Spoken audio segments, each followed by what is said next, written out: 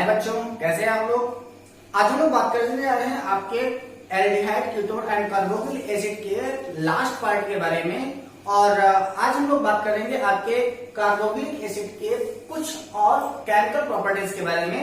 इसके बारे में बात करने के बाद हम लोग आज का चैप्टर यही तो फिनिश करेंगे और इसके बाद फिर हम लोग अगले चैप्टर की ओर बढ़ चलेंगे जिसका नाम है आपके एमीन्स। और उसमें आपके प्राइमरी एमिन्स, सेकेंडरी एमिन्स एंड टर्शियरी एमिन्स के बारे में कई सारे रिएक्शंस हैं, कई सारे इंपॉर्टेंट रिएक्शन है। चैप्टर छोटा है, जल्दी फिनिश होगा।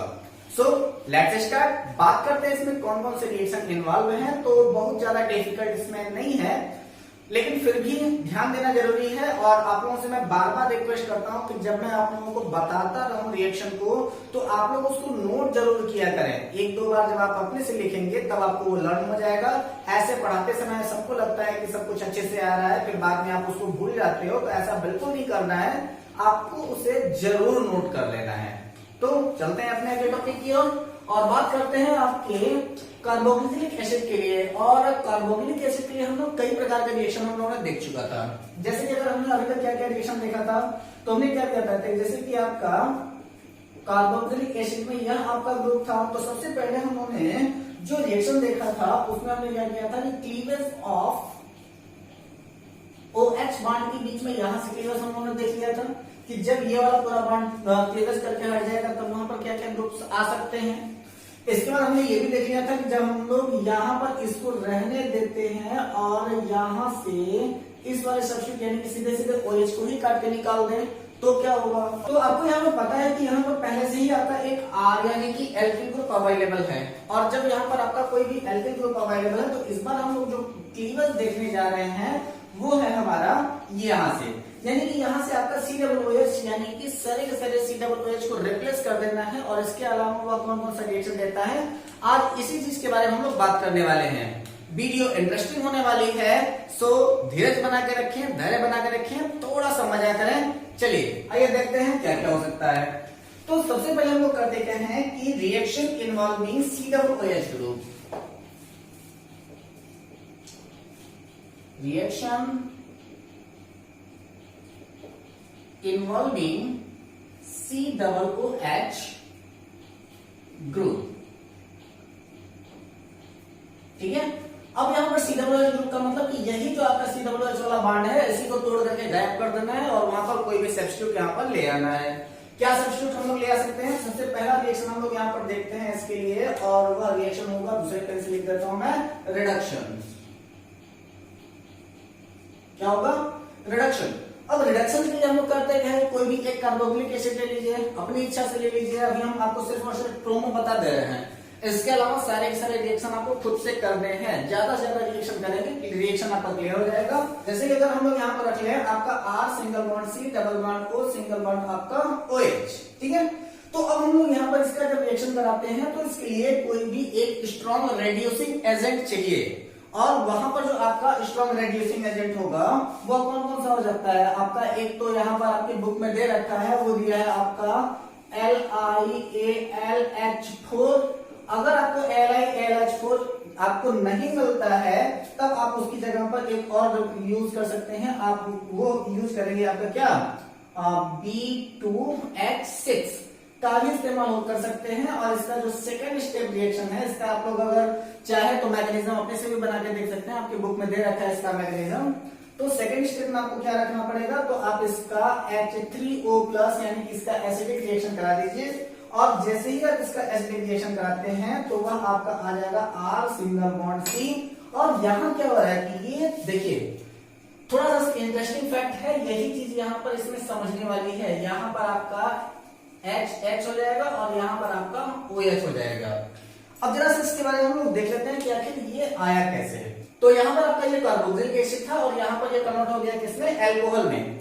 प्रेजेंस ऑफ रिएक्शन अगर आप देखें तो आपको लग रहा होगा कि ये सीधे सीधे सिर्फ मैंने इस ऑक्सीजन के बॉन्ड को ब्रेक किया है, लेकिन आपको पता है कि यहाँ पर डबल बॉन्ड अवेलेबल है, यानी कि इन दो की दोनों बॉन्डों को ब्रेक करने में ज्यादा एनर्जी की जरूरत पड़ेगी। इसलिए हमने यहाँ पर स्ट्रॉन्ग रेड्यूसिंग एजेंट ले रखे हैं। लेकिन यहाँ पर जो क्लीवेज है वह क्लीवेज यहाँ से हो रहा है। ठीक है, और इसके क्लीवेज के यहाँ पर होने का जो वजह है वो आपको मैं दिखा देता हूँ। कि इसमें से अगर सपोज कीजिए कि इसका अगर मैं रिएक्शन कर रहा हूं कि यहाँ पर क्या होगा कि आपका R single bond C double bond O single bond OH ये यहां से ब्रेक करेगा बेटा, ठीक है। और जब ये यहां से ब्रेक कर रहा होगा तो इसके ब्रेक करने की वजह से आप ब्रेक की जगह पर आप इसको प्लस समझ लोगे, इसको मैं डैट कर देता हूं कि यहां पर जब ये ब्रेक होगा तो इसके ब्रेक होने पर जब ये सब्स्टिट्यूट ग्रुप यहां से रिलीज होगा तो इसके रिलीज करने पर इसमें से जो आपका सिंगल बॉन्ड अटैच होगा उसका इस H3O प्लस के साथ अटैचमेंट रिएक्शन होगा और यही आपका H3O प्लस में आपका ये जो प्लस चार्ज है वो डायरेक्टली आकर के इसके साथ इंक्लूड होगा इस वाले पोजीशन पर और यही आपका क्या हो जाएगा, आपका बनेगा क्या, आपका R सिंगल बॉन्ड किसके साथ में, क्लीवेज किसके साथ में है, तो C के साथ में है C और यहाँ पर आपका क्या है H3O, तो यहाँ पर एक हाइड्रोजन ऊपर दूसरा वाला हाइड्रोजन इधर और ये तीसरा वाला हाइड्रोजन कहां पर, आपके हाइड्रोक्साइड के साथ OH के साथ यहाँ पर, और ये कंप्लीट हो जाएगा आपका एल्कोहल के फॉर्म में। टेंशन की खत्म बात हो जाएगी, ठीक है। अब यहाँ पर क्या होगा कि ये क्लीवेज जो आपका दिखाई दे रहा है यानी कि यही आपका सेंट्रल एटम है, वह सेंट्रल एटम यहां से रेड्यूस नहीं होगा क्योंकि यहाँ पर जो आपका ये एल्किल ग्रुप है वह इसको सब्स्टिट्यूट नहीं करने देगा। तो यहाँ पर क्या होगा कि जैसे कि अगर हम लोग रिएक्शन के मैकेनिज्म में देखें तो वहां पर आपका दो प्रकार का रिएक्शन बताया गया है जो कि आपका आइसोमरिज्म भी है, आपका टाटोमरिज्म भी है। तो उस आइसोमरिज्म एंड टाटोमरिज्म के केस को लेकर के जब वो जनरेट किया तो उसने कहा क्या कि जब यहां से ये वाला बॉन्ड यहां शिफ्ट करेगा, ध्यान देना यहां से कि जब यहां से ये वाला बॉन्ड यहां शिफ्ट करेगा तो यहां पर आपका एक सब्स्टिट्यूट ग्रुप आने की फैसिलिटी मिलेगी। क्यों? क्योंकि जैसे ही यहाँ पर प्लस शिफ्ट किया तो यहाँ पर आपका प्लस चार्ज और यहाँ पर आपके कार्बन के ऊपर नेगेटिव चार्ज, और जब इसके ऊपर नेगेटिव चार्ज तो आप देख रहे हो कि H3O अपने प्लस चार्ज को लेकर के आ रहा है और जब यहाँ पर ये प्लस चार्ज लेके आ रहा है तो ये इसके साथ एडजस्टेंट होगा और यहाँ पर क्या बनेगा, वह आपका H3O बनेगा। अब यहाँ पर देखो कि यहाँ जो सब्स्टिट्यूट हुआ है वह आपका ऑक्सीजन सब्स्टिट्यूट हुआ है और उसके साथ में यहाँ पर 3 हाइड्रोजन हुए हैं और आपको पता है कि ऑक्सीजन की वैलेंसी कितनी हो सकती है, मैक्सिमम 2 हो सकती है। यहाँ पर क्या हो रहा है कि ये देखो यहाँ पर ये जैसे ही ऊपर शिफ्ट कर रहा है, इसके ऊपर शिफ्ट करने के बाद यहाँ पर इसके पास में ऑक्सीजन के साथ में टोटल 4 बॉन्ड जनरेट हो रहा है और मैंने आपको बताया था प्रोटॉन शिफ्टिंग के बारे में लास्ट वीडियो में। तो होगा क्या, प्रोटॉन शिफ्टिंग होगी और यहाँ पर ये जो आपका हाइड्रोजन है वह सीधे सीधे इस बॉन्ड के ऊपर अटैक करेगा, OH यहाँ से गायब और यहाँ पर आकर के हाइड्रोजन आपका अटैच हो जाएगा। हाइड्रोजन अटैच हुआ लेकिन अभी भी आप देख रहे हो कि यहाँ पर इस ऑक्सीजन के साथ में अभी भी 3 बॉन्ड बचा हुआ है। 3 बॉन्ड होना पॉसिबल नहीं, यहां से एक हाइड्रोजन फिर से निकलेगा और वह इस प्रोटॉन शिफ्टिंग में इस वाले बॉन्ड को ब्रेक करेगा और ब्रेक होने के बाद यहाँ पर हाइड्रोजन ऐड होगा और यहाँ से ऑक्सीजन को निकाल करके वो बाहर करेगा, यानी कि टोटल जो सब्स्टिट्यूट प्रोडक्ट बनेंगे वह आपका ऑक्सीजन गैस के साथ में जनरेट होकर के ऑक्सीजन गैस अलग, हाइड्रोजन गैस अलग बनेगी। कभी भी ये ना समझना कि वहां पर वाटर जनरेट होने वाला है, थोड़ा कॉम्प्लिकेटेड रिएक्शन है ये। तो इसी रिएक्शन को एक बार फिर से मैं आपको बता देता हूं कि आखिर इस रिएक्शन में हुआ क्या है। आप लोग काफी ज्यादा कंफ्यूज हो गए होंगे सर ये कैसे हो गया, कहां से कर दिया मैंने, तो ज्यादा टेंशन ना लो, सीधी सीधी बात, आपको उतना मैकेनिज्म देखना नहीं है, सिर्फ छोटी सी चीज देखनी है। तो आप उसको सिर्फ उतना ध्यान रखो कि आपका R single bond C double bond O single bond OH यानी कि आपका कार्बोक्सिलिक एसिड है, इसके साथ में 2 स्ट्रॉन्ग रेड्यूसिंग एजेंट सब्सटेंस लग सकते हैं जिनमें से एक सबसे ज्यादा फेमस है जिसका हम लोग नाम रखते हैं LiAlH4। अगर ये नहीं मिलता है तो आप B2H6 से भी काम चला सकते हैं। इसके बाद इनका रिएक्शन कराना पड़ेगा किसके साथ, किसी भी एसिड सब्स्टिट्यूट के साथ, या फिर आप H3O प्लस के साथ इसका रिएक्शन करा सकते हैं और जैसे इसके साथ रिएक्शन कराएंगे तो वह कन्वर्ट हो जाएगा आपके एल्कोहल प्रोडक्ट में, हो जाएगा आपका R सिंगल बॉन्ड C, यहाँ आपका हाइड्रोजन, यहाँ आपका हाइड्रोजन और यहाँ पर आपका OH। सिर्फ इतना याद रखो, मैकेनिज्म याद रखने की जरूरत नहीं है। ये चीजें आपको पढ़ने को मिलेंगे जब आप लोग बीएससी 3rd ईयर में जाओगे, तब इसके बारे में चीजें आपको मिलेंगी कि इसका मैकेनिज्म कैसे है। प्रोजेक्ट टाइम में आप लोग सिर्फ इतना ही रखो यार, ठीक है। चलिए अगले रिएक्शन की ओर हम लोग चलते हैं और आपका अगला रिएक्शन है जो आपने क्लास 11th में ऑलरेडी पढ़ रखा है, जिसको हम लोग कहते हैं कोलवेज रिएक्शन। क्या बोलते हैं उसको, कोलवेज रिएक्शन। Kolbe's reaction. अब जब हम लोग कोलवेज रिएक्शन की बात करते हैं तो याद आया क्लास 11th में है आपके एल्किल सब्स्टिट्यूट ग्रुप के साथ में जब आपने किया क्या था कि आप किसी भी एल्किल ग्रुप का फॉर्मेशन कर रहे थे। तो यहाँ पर आपका कोलवेज रिएक्शन क्या करता है, जैसे मान लीजिए कि आपके पास कोई भी एक कार्बोक्सिलिक एसिड हो या फिर आपके पास कार्बोक्सिलिक एसिड का कोई सॉल्ट अवेलेबल हो। सॉल्ट का मतलब क्या है कि यहाँ पर H हट जाएगा, वहां पर आप किसी भी Na सब्स्टिट्यूट को रख सकते हो, जैसे कि R single bond C double bond O single bond O minus Na plus. ये क्या है, इसको हम लोग कहते हैं sodium salt of carboxylic acid. Sodium salt of carboxylic acid. और यहां पर जो आपका sodium salt of carboxylic acid है, इसके साथ आप डायरेक्टली कोलवेज रिएक्शन करा दीजिए। ठीक है, क्या कोलवेज रिएक्शन, स्पेलिंग अगर गलत होगी तो आप लोग बुक से मैच कर लीजिएगा। Kolbe's reaction. और जैसे इसका कोलवेज रिएक्शन होगा तो अब यहां पर क्या है कि ये सारा सारा सब्स्टिट्यूट निकल करके बाहर बचेगा क्या, R सिंगल बॉन्ड R। जैसे कि यहाँ पर आपको तो पता है कि कोई एक मॉलिक्यूल को लेकर के हम कभी रिएक्शन करा नहीं सकते, हो सकता है कि यहाँ पर बहुत सारे मॉलिक्यूल होंगे। और यहाँ पर जैसे अगर मान लीजिए कि अगर if it is R is equal to CH3, ठीक है, तो अब यहाँ पर आपका R is equal to CH3, तो यहाँ पर जो हमारा सब्स्टिट्यूट प्रोडक्ट बनेगा वह आपका क्या बनेगा, CH3 सिंगल बॉन्ड CH3 बन जाएगा, यानी कि C2H6 बनेगा, यानी कि एथेन बन जाएगा। ठीक है, लेकिन अगर यहाँ पर आपका रिडक्शन की बात नहीं, यहाँ पर हम लोग क्या कर रहे हैं कि यहाँ पर हम लोग डीकार्बोक्सिलेशन की बात कर रहे हैं। ये कोलवेज रिएक्शन आपके डीकार्बोक्सिलेशन में है।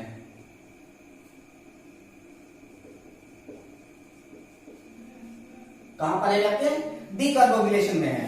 तो अब यहाँ पर डीकार्बोक्सिलेशन के लिए एक रिएक्शन और आता है और वो थोड़ा सा इंपॉर्टेंट रिएक्शन है, और उस रिएक्शन को हम लोग देखते हैं कैसे। ये रिएक्शन आपका अगर कंप्लीट हो गया होगा तो उस रिएक्शन में ज्यादा कुछ करना नहीं है। सबसे पहले हम लोग करते क्या है, सोडा लाइम का इस्तेमाल करते हैं। किसका इस्तेमाल करते हैं, ध्यान दीजिएगा, नोट कर लीजिएगा इसको, सोडा लाइम का इस्तेमाल करते हैं। और अब सोडा लाइम की हमने बात कर लिया तो यहाँ पर बताना सबसे ज्यादा जरूरी है कि आखिर ये सोडा लाइम है क्या। ठीक है, जैसे कि आपने बार बार मेथड के प्रिपरेशन के लिए आपने एक बात ध्यान दिया होगा कि सोडियम एसिटेट को सोडा लाइम के साथ हम गर्म करते हैं, तब जाकर के आपका अमोनिया गैस फॉर्मेशन करती है। याद आया थोड़ा बहुत कुछ, यहाँ पर आया ना, देखो वही चीज है। सोडा लाइम का मतलब क्या है कि आपका NaOH यानी कि सोडियम हाइड्रोक्साइड प्लस CaO यानी कि calcium oxide, and these are mixed up with in the ratio of 3:1। जब कभी भी सोडियम हाइड्रोक्साइड और कैल्शियम ऑक्साइड को 3:1 में अगर हम लोग मिक्स करते हैं तो उसी को हम लोग क्या कहते हैं, सोडा लाइम कहते हैं। अब वहीं पर हम लोग क्या करते हैं, sodium salt of carboxylic acid ले लें, क्या आपका R single bond C double bond O single bond O minus Na plus, क्या ये सोडियम सॉल्ट ऑफ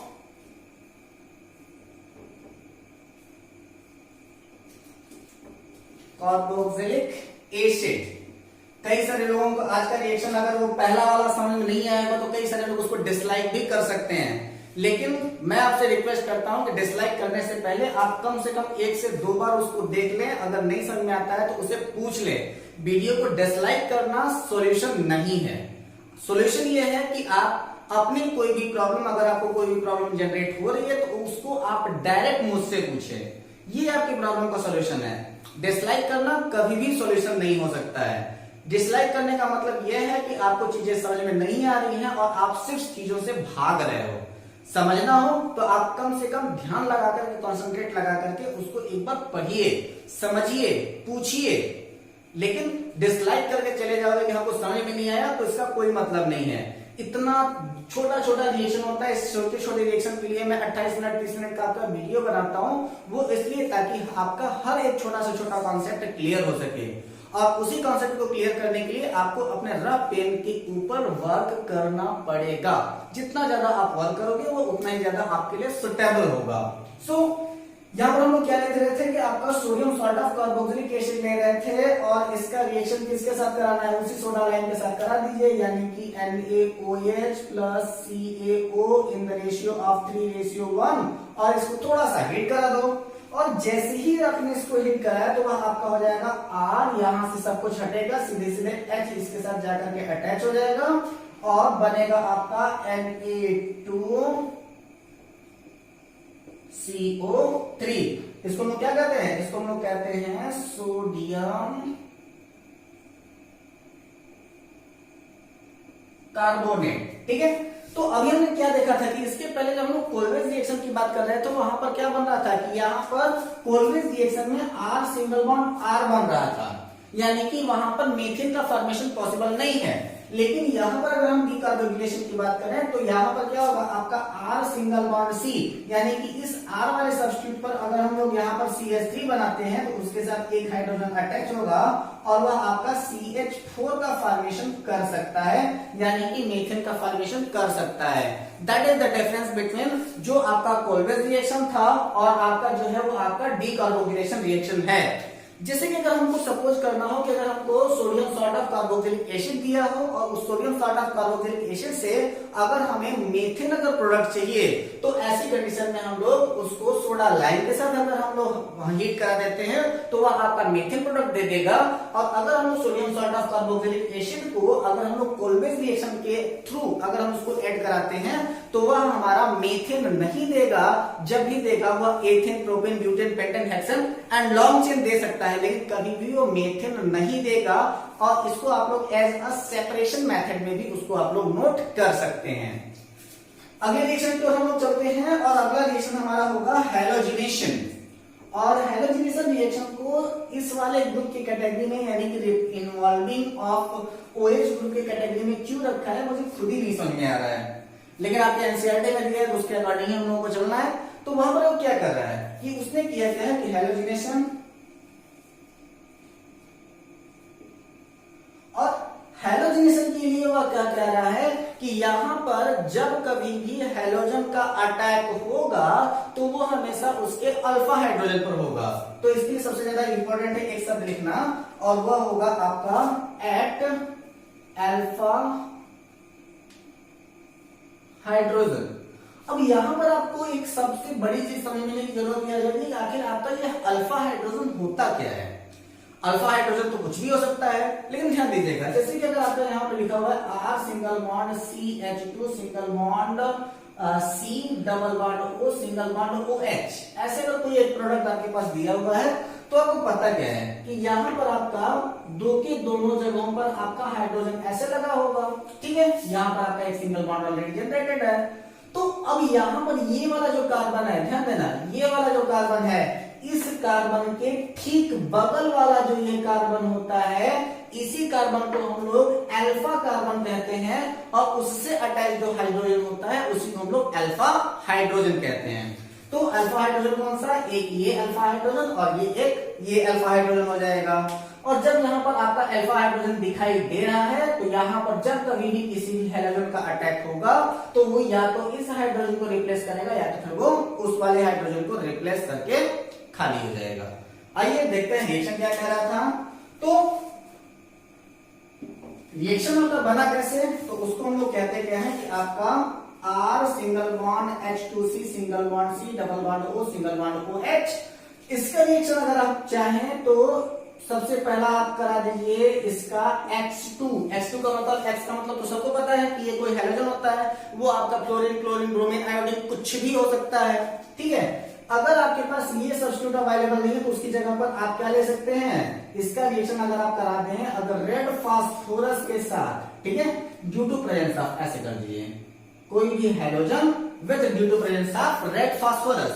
और जब रेड फास्फोरस के इसके साथ रिएक्शन कराएंगे तो सेकंड स्टेप का रिएक्शन यानी कि ये भी रिएक्शन आपका 2 स्टेप रिएक्शन होगी। पहला रिएक्शन हैलोजन का अटैक होगा due to presence of red phosphorus, second step में इसका रिएक्शन हम लोग कराएंगे वाटर के साथ। और जैसे इसका वाटर के साथ रिएक्शन करा देते हैं प्रोडक्ट आपका क्या होगा कि यहाँ पर से एक हाइड्रोजन रिप्लेस होगा, उसकी जगह पर कोई ना कोई एक हाइड्रोजन आ जाएगा। क्या बनेगा आपका R सिंगल बॉन्ड CH, यहाँ पर आपका X हो जाएगा, यहाँ पर C डबल बॉन्ड O, यहाँ पर आपका OH। अभी तक हम लोग क्या कह रहे थे कि आपका COOH निकल के गायब हो जाना चाहिए, तो ये तो आपका गायब नहीं हुआ, लेकिन इसका अटैच किसके ऊपर हो गया, आपके अल्फा हाइड्रोजन के ऊपर हो गया, और इस अल्फा हाइड्रोजन में से एक हाइड्रोजन निकल के गायब और उसकी जगह पर आपका एक हाइड्रोजन वाला सब्स्टिट्यूट ग्रुप बन गया है। अब इसका देखना पड़ेगा कि मैकेनिज्म में आखिर ये कैसे हुआ, ये टूटा होगा कि नहीं टूटा होगा, वो तो बाद में की बात है, लेकिन आपका प्रोडक्ट जो होगा वो आपका ऐसे ही प्रोडक्ट मिलेगा। और जब कभी भी हमको ऐसा कुछ प्रोडक्ट मिल रहा हो, यानी कि उसके अल्फा हाइड्रोजन के ऊपर अटैक हो रहा हो किसी भी हाइड्रोजन का, तो इस रिएक्शन को एक नेम रिएक्शन के भी नाम से जानते हैं, और थोड़ा सा डिफिकल्ट नाम है, अगर कोशिश करना चाहेंगे लर्न करने की तो लर्न भी हो जाएगा, टेंशन नहीं है उसमें। इसको हम लोग कहते हैं हेल वॉलहेड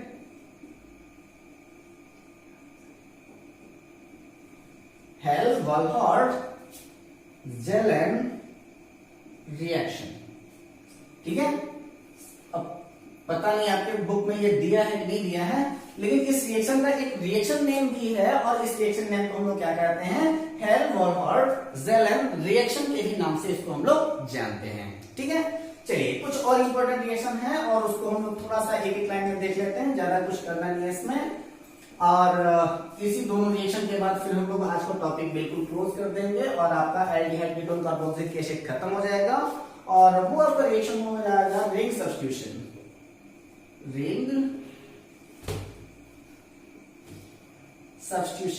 ठीक है, और जब लोग रिंग के साथ सब्स्टिट्यूट कराने की कोशिश करेंगे तो रिंग सब्स्टिट्यूट कैसे होगा, तो जैसे कि अगर आप लोग मान लीजिए कोई भी एक पहला रिएक्शन अगर हम लोग रखें तो हम लोग नाइट्रेशन का ही रिएक्शन हमेशा रखते हैं, तो इस बार भी नाइट्रेशन को ही रख लेते हैं, क्या जाता है किसी का, चलो नाइट्रेशन ही देखो, और नाइट्रेशन किसके साथ कराना है, तो फिर हम लोग रिंग सब्स्टिट्यूट की बात कर रहे हैं, तो रिंग सब्स्टिट्यूट के लिए सबसे अच्छा क्या है, हमारा बेंजोइक एसिड है, तो बेंजोइक एसिड को हम लोग ले लेते हैं, कैसे भाई, रिएक्शन क्या है उसका, ये रहा आपका COOH, और इसके ऊपर जब आप रिएक्शन कराओगे तो वहां पर दो कॉन्सेंट्रेट रिएक्शन होंगे, एक आपका H2SO4 वो भी आपको कॉन्सेंट्रेट चाहिए, और इसके बाद फिर आपका HNO3 वो भी आपको कॉन्सेंट्रेट ही चाहिए। ठीक है, तो कॉन्सेंट्रेट H2SO4 और कॉन्सेंट्रेट HNO3 के साथ जब आप रिएक्शन कराएंगे तो ध्यान दीजिएगा क्या, nitro group will always attack on Meta position. ये क्या बात कर रहा हूं मैं, बिल्कुल जो आपका नाइट्रो ग्रुप यहां से निकल करके आएगा वो हमेशा अगर अटैक करेगा तो वो हमेशा आपके मेटा पोजीशन पर ही करेगा, यानी कि NO2 ग्रुप यहां लगेगा। अब रीजन क्या है इसका, रीजन को देख लीजिए, जैसे कि अगर आप लोग जानते होंगे और बड़ी अच्छी तरीके से आप लोग जान चुके हैं, अच्छी तरीके से इसको पहचान चुके हैं कि जैसे कि अगर आपका यहाँ पर C, यहाँ पर आपका OH है और यहाँ पर डबल बॉन्ड आपका O है, तो आप में से कभी भी किसी को इस बात को तो बताने की जरूरत नहीं होगी कि यहाँ पर से जो आपका ये बेंजीन है वो इस कार्बन के लिए इलेक्ट्रॉन विड्रॉइंग ग्रुप है, रिलीजिंग ग्रुप नहीं है। मैंने इसको कई बार बताया है कि बेंजीन क्या है, आपके कार्बोक्सिलिक एसिड के लिए एक प्रकार का इलेक्ट्रॉन विड्रॉइंग ग्रुप है, और जब इलेक्ट्रॉन विड्रॉइंग ग्रुप है तो आपको पता है कि ये वाला ऑक्सीजन अपना कभी भी बॉन्ड ब्रेक कर सकता है, और जब ये कभी भी बॉन्ड ब्रेक करेगा तो इस बॉन्ड की कमी को पूरा करने के लिए ये वाला बॉन्ड यहां शिफ्ट हो जाएगा, और जब वहां शिफ्ट होगा तो यहाँ पर आपका क्या है, यहाँ पर आपका पार्शियल पॉजिटिव आ जाएगा, और यहाँ पर पार्शियल पॉजिटिव आ सकता है, पार्शियल पॉजिटिव यहाँ आ सकता है, और यहाँ पर आपका पार्शियल पॉजिटिव आ सकता है। तो ये आपके ग्रुप ऐसे हैं जो कि आपका पार्शियल पॉजिटिव इंडिकेट करेंगे। अब थोड़ी सी एक बात ये आ जाती है कि यहाँ पर जो आपका नाइट्रो ग्रुप यानी कि जो NO2 यहाँ पर लगा हुआ है, NO2 ये भी आपका क्या है, एक प्रकार का इलेक्ट्रॉन विड्रॉइंग ग्रुप ही है, और ये जो आपका इलेक्ट्रॉन विड्रॉइंग ग्रुप है तो वह उसी पोजीशन पर लगना पसंद करेगा जहां से वो इलेक्ट्रॉन को विड्रॉ कर सके। तो बची पोजीशन क्या, एक ये पोजीशन बची पार्शियल नेगेटिव के लिए, एक ये पोजीशन बची आपके पार्शियल नेगेटिव के लिए। तो ऐसा रिएक्शन अगर आपके पास कभी भी हो तो ऐसी कंडीशन में जैसे आपका यहाँ पर नाइट्रेशन कह रहा है या फिर अगला रिएक्शन आपका आ जाएगा, आपका ब्रोमिनाइजेशन आ जाएगा, तो दो के दोनों रिएक्शन में आपका ब्रोमीन हो या फिर नाइट्रो ग्रुप हो, उन दोनों का अटैक कहां हो सकता है, तो वो हमेशा आपके मेटा पोजीशन पर ही हो सकता है। तो ऐसी कंडीशन में चाहे आप NO2 को इधर लगा दीजिए चाहे इधर लगा दीजिए, मर्जी आपकी है। ठीक है, चलिए एक लास्ट इसका रिएक्शन हम लोग देख लेते हैं जिसको हम लोग कहते हैं ब्रोमिनाइजेशन।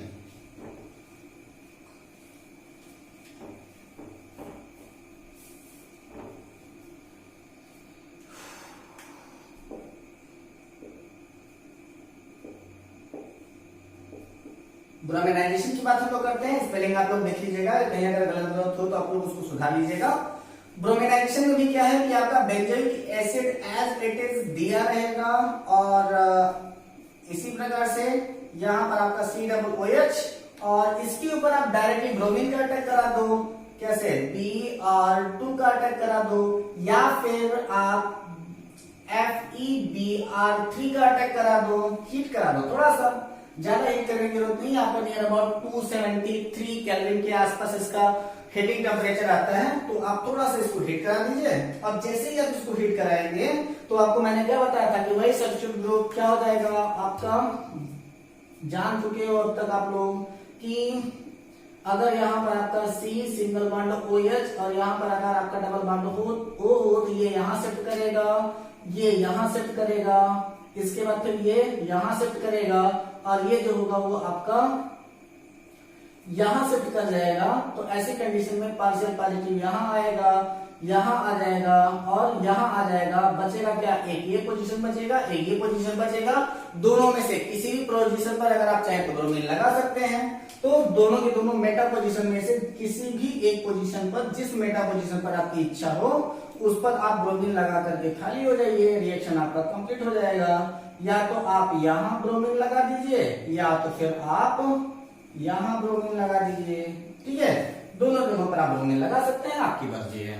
ठीक, इस प्रकार से आप लोगों के aldehyde, ketone and carboxylic acid में एज पॉसिबल जितने भी इंपॉर्टेंट रिएक्शन थे वो सारे रिएक्शन कंप्लीट होते हैं। अगर आप लोगों को कोई भी डाउट नजर आता है तो उसको आप लोग जरूर पूछ लेंगे और नेक्स्ट वीडियो से हम लोग बात करने जा रहे हैं आपके अगले टॉपिक के बारे में, जिसको हम लोग क्या कहते हैं, आपके एमीन्स कहते हैं। So best of luck guys, take care, जय हिंद।